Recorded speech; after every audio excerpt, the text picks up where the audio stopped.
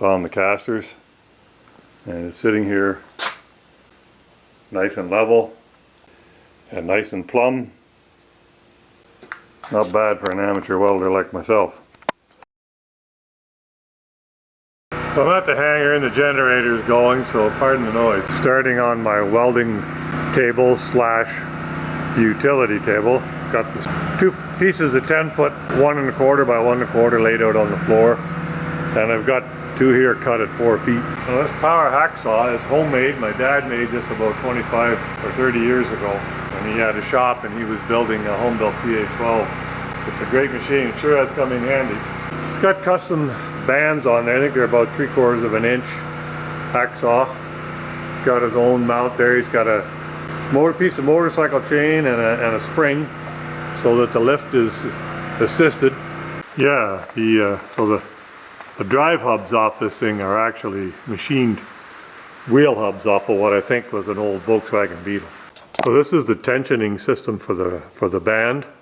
Here, it's the upper drive wheel is mounted to this plate through that nut which goes around to this side, and it is pushed up and down by this heavy bolt which is turned by this T-handle in here.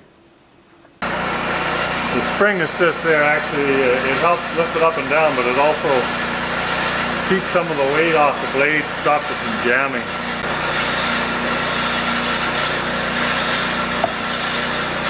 Little ATF, a little bit of water.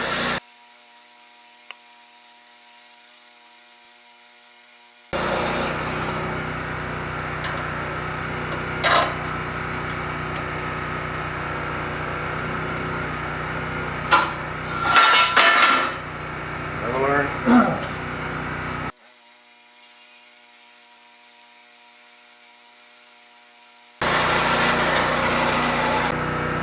The other cool feature about this cut saw is that you can add this table on here. You can cut off sheet stock or whatever. So what I'm going to do is I'm going to use it to cut the coping joints in here. So I need to remove a piece of metal out of here and out of there so that these things can join like so. Now I have brought my angle grinder and I went out and bought this set of 10 cutoff wheels. And I was going to cut these, if I made them 45s or copes, I was going to use these, but I think with the table bed and the hacksaw, it's cutting so nice. It's more elegant, there's less noise, and it's a whole lot less dust flying around to breathe in, so let's do it that way. So because these are going to be end pieces on like a table, I need to cut them all the same.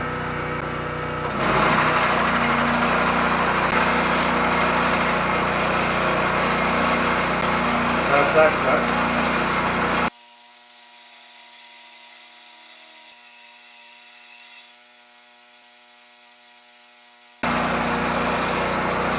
So all I need to do now is measure that distance. I didn't get that right the first time, but we'll get it right the next 7 times. We're making a utility or welding table, and this is where the project's going to get a little bit punky. I don't know if you can see it, but these are the old lift strut that was damaged in my accident. She's a little banana warped. I need 4 pieces that are 34 inches long. So let's cut off this old, now useless piece of 4130 chrome molybdenum steel streamlines tubing that used to be the lift struts on my airplane. Give it a second life. So these are going to be the vertical upright. The part 1's finished. We've cut off the end of the lift strut with the barrel in it. I'm going to take it over here and step on it, see if I can straighten it out. I might think I'm crazy, but I'm not. I will be able to straighten this out.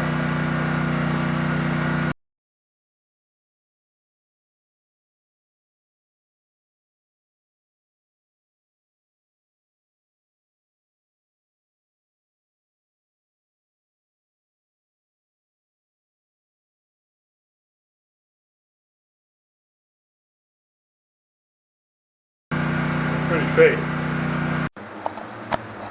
So this is my welding jig. I've got a welding a welding square here. And these are the coping joints I made.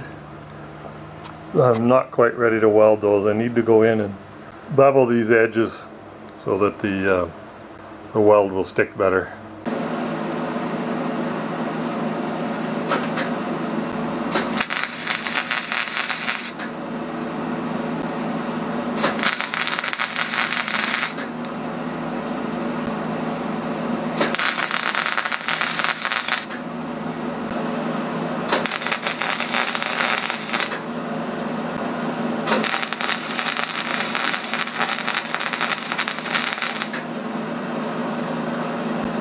Okay. So what I have set up here is, aside from the welding square and this little table and what I'm working on, the welder is as far to the outside of my garage as I can get it. And that's to help get rid of the fumes. And I've got a fan running back there, pushing as much air out of here as I can. Maybe give you a better view of what that welding square looks like. So it's perfect square, but the corner's cut out. Allows you to get in there and weld it. Something else the old man made.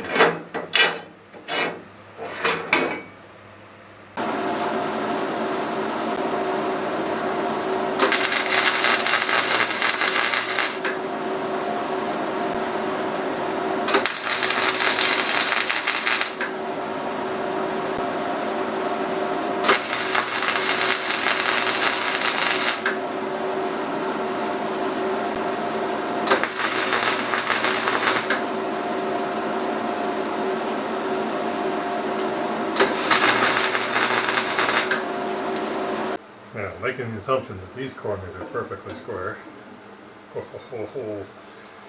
That looks pretty good. That welding square is a ticket though. Yeah, this is the hard part. Can I get this in? Well, that is the question.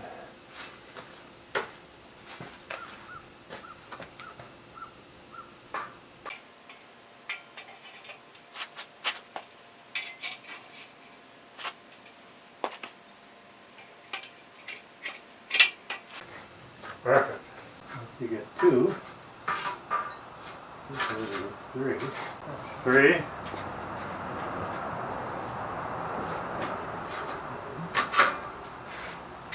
There's four. See the top.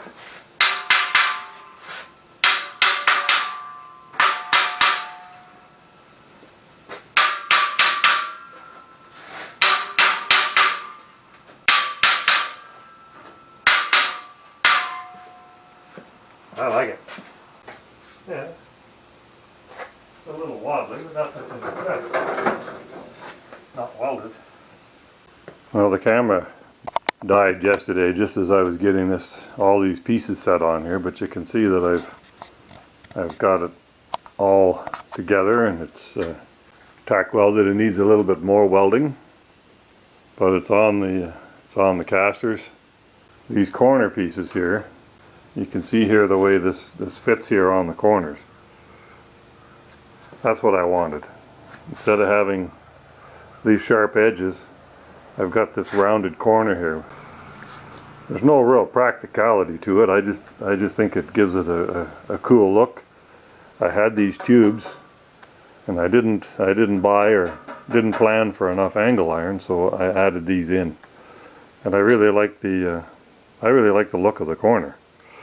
And the way I did that was I had just a small piece of angle iron, and I set it on the end of the tube.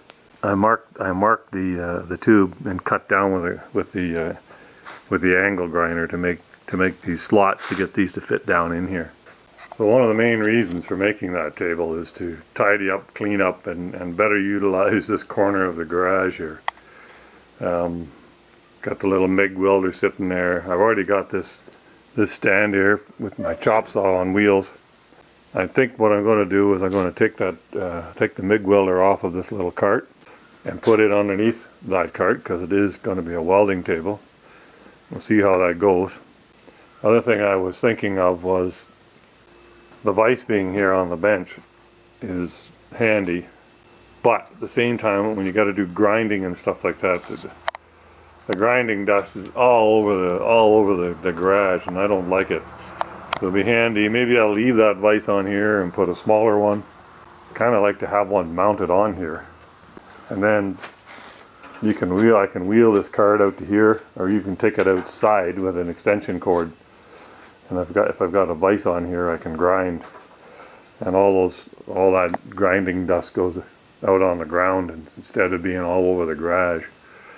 I like having this full flat surface here. I haven't figured out what I'm going to do with the top, but in the bottom I've got these oak boards that I had a friend of a friend make. Now, it's kind of a waste of an oaken board, but I have them, and they've been sitting around for 15 years, not being used for anything else. The other thing to note, this table ends up, it's 39 inches off the ground. And if you watch some of my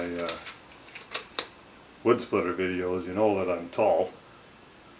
And I can't stand these tables that are only 32 or 34 inches off the ground, because it's a good height for me. 39 inches off the ground, 39-inch tabletop. Stand up straight, work on it. Don't have to bend over all the time. Table is made. Got the boards in the bottom. I've already got the little MIG welder set in there.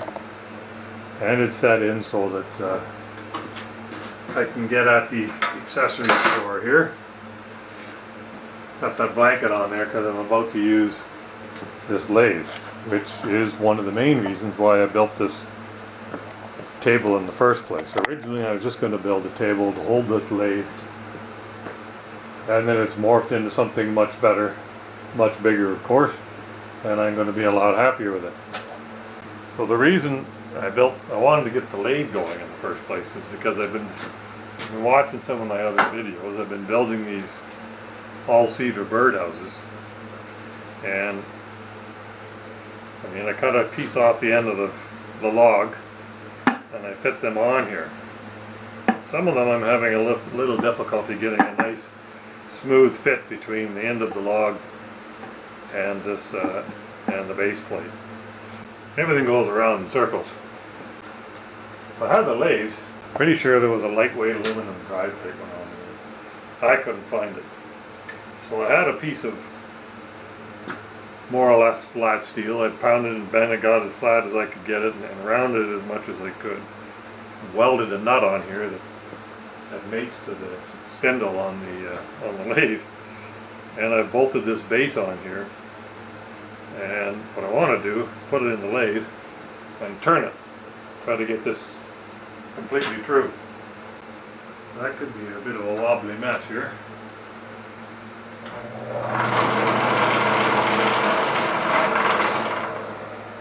Not too bad. Now, I haven't done any wood turning in 30 years, maybe 40 years, long time. But if I don't have any tools, I'm just going to grind one of these screwdrivers I don't give a damn about into a chisel. I think I'll pick this one.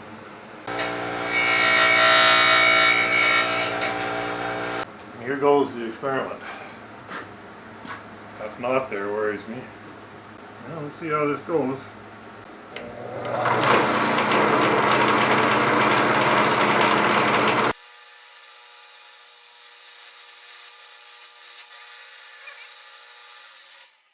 Tool rest is too close.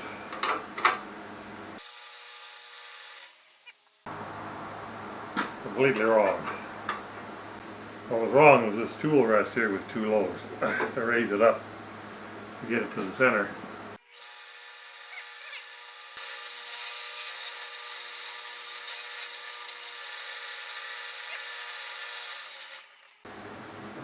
I've trued up this surface. The question remains is how true is this surface? Be able to take this little sliver off, and you can see that it's not the same thickness all the way around. That's how I trued up the base of the birdhouse.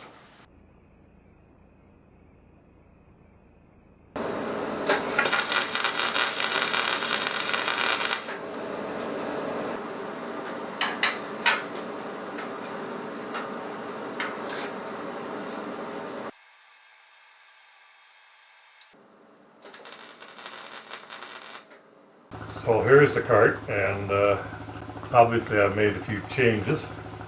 I elected to go with 11 gauge or 120 thou steel for the top instead of 3/16 or a quarter. I went with a lighter gauge because though I will be welding on here, it's going to be more of a utility table than a welding table.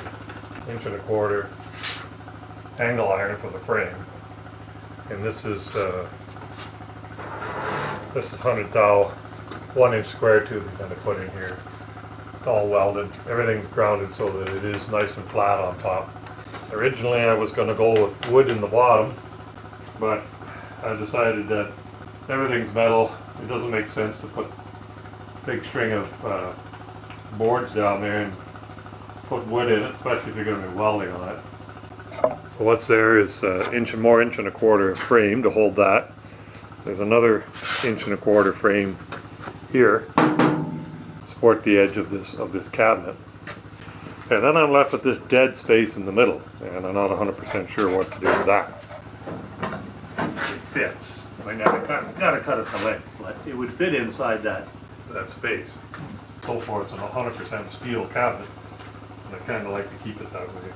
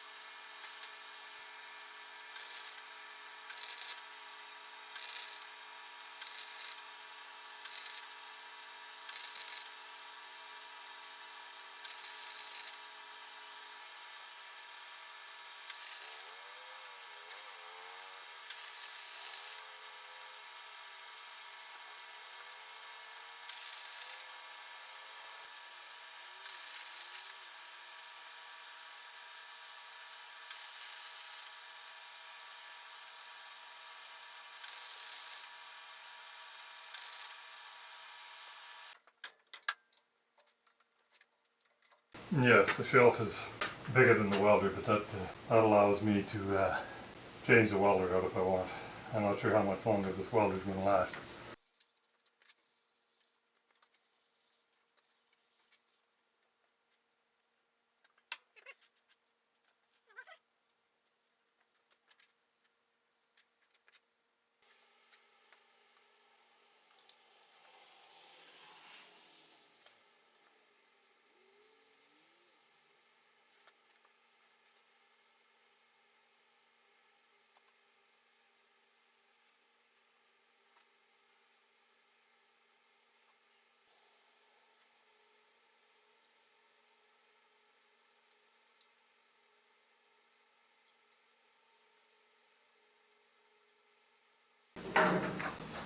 Need to put those locks on.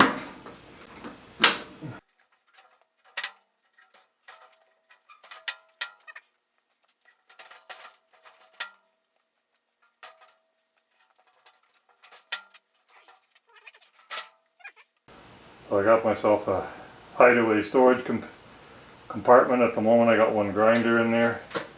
Fill that up with other things in the near future. When I sort out what I'm going to do with this dead space, I'll mention it in an upcoming video. That concludes the utility/welding table build for now. Thanks for watching.